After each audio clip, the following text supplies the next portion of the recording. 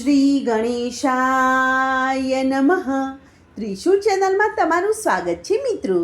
આજની કથા છે ભગવાન જગન્નાથજીની રથયાત્રા. અષાઢ મહિનાની શરૂઆત રથયાત્રાથી થાય છે. ચારેય ધામોમાં જગન્નાથપુરી એક તીર્થધામ તરીકે ભારતમાં પ્રાચીન છે. 9 દિવસ સુધી ચાલનારા જગન્નાથપુરીની રથયાત્રામાં દર વર્ષે 3 વિશાળ મોટા રથમાં જગન્નાથજી, બલરામજી અને તેમની નાની બહેન સુભદ્રાજી રથમાં બેસીને નગરમાં યાત્રાએ નીકળે છે. તેમાં ઇન્દ્ર ભગવાને જગન્નાથજીને આપેલા રથનું નામ નંદીઘોષ છે અને બલરામજીના રથનું નામ તાલધ્વજ છે અને સુભદ્રાના રથનું નામ પદ્મધ્વજ છે. રથયાત્રા અંગે જુદી જુદી કથાઓ પ્રચલિત છે. પહેલી કથા અનુસાર કંસના આમંત્રણથી કૃષ્ણ અને બલરામ રથમાં બેસીને અક્રૂરજી સાથે મથુરામાં પધાર્યા હતા. તેથી તે દિવસે શ્રી કૃષ્ણ ભગવાને જગતના કલ્યાણ માટે કાર્યની શરૂઆત કરી હતી. તેથી તે દિવસને યાદગાર કરીને રથયાત્રાનો ઉત્સવ ઉજવવામાં આવે છે. બીજી કથા અનુસાર દ્વારકામાં એક દિવસ દાઉજી તેમની નાની બહેન સુભદ્રાને મથુરાની કથા સંભળાવી રહ્યા હતા.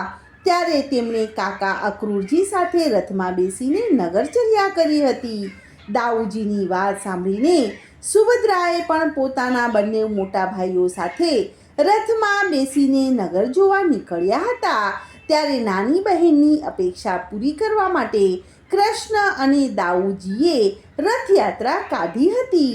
અને ગર્ગ પુરાણ અનુસાર એકવાર બધી રાણીઓ દ્વારિકામાં સર્વે રાણીઓ રાધા વિશે માતા રોહિણીને પૂછવા લાગી.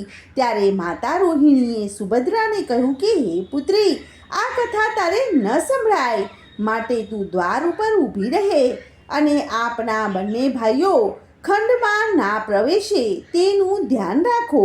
સુભદ્રાજી માતાની આજ્ઞા માનીને દ્વાર ઉપર ઊભા રહ્યા અને બંધ દરવાજાની પાછળ ઊભા રહીને ચોકી કરવા લાગ્યા. તે જ સમયે કૃષ્ણ અને બલરામ પધાર્યા. ત્યારે સુભદ્રાએ માતાની આજ્ઞા કહી સંભળાવી. ત્યારે આશ્ચર્યતાને કારણે દાઉ અને કૃષ્ણ દ્વાર ઉપર કાન રાખીને સાંભળવા લાગ્યા. તેના બંને ભાઈઓને આવું કરતા જોઈને સુભદ્રા પણ બંને ભાઈઓનું અનુકરણ કરવા લાગી.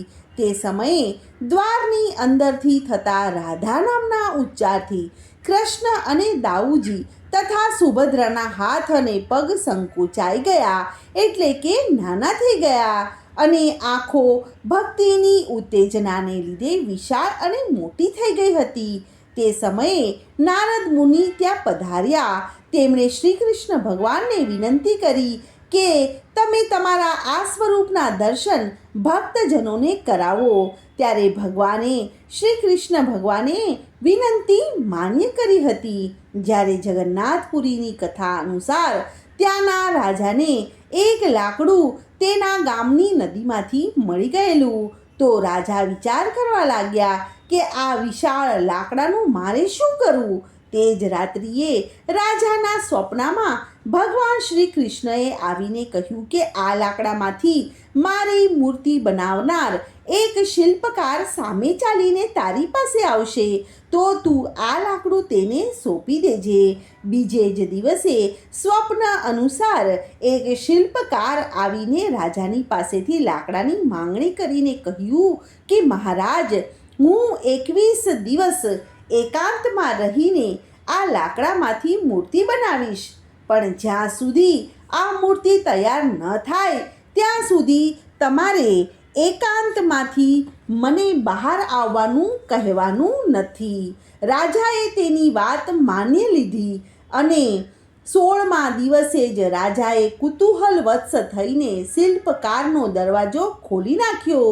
ત્યારે આ ધડ અને મસ્તક સહિતના પણ હાથ પગ વગરના દાઉજી અને કૃષ્ણ ભગવાન અને સુભદ્રાજીની મૂર્તિ પડેલી હતી અને શિલ્પકાર અદૃશ્ય થઈ ગયેલા. તે જોઈને રાજાને પસ્તાવો થયો ને વચન પણ તૂટી ગયું હતું. તેથી તે રડવા લાગ્યા. ત્યારે ભગવાન શ્રી કૃષ્ણએ કહ્યું કે તું મારી આ જ સ્વરૂપમાં પૂજા કર. રાજા પોતાના પ્રભુની વાત સાંભળી લીધી અને રથયાત્રા કાઢીને પોતાના પ્રભુને પધરાવ્યા. પછી ભક્તિભાવથી લોકો નાત જાતના ભેદભાવ વગર દરેક ભક્ત ભગવાન જગન્નાથજીના રથ ખેંચે છે. તો મિત્રો, આ હતી જગન્નાથજીના રથયાત્રાની કથા. તો કાલે હું ફરીથી આવીશ બીજી એક નવી કથા લઈને. ત્યાં સુધી બધાને મારા જય શ્રી કૃષ્ણ. ધન્યવાદ.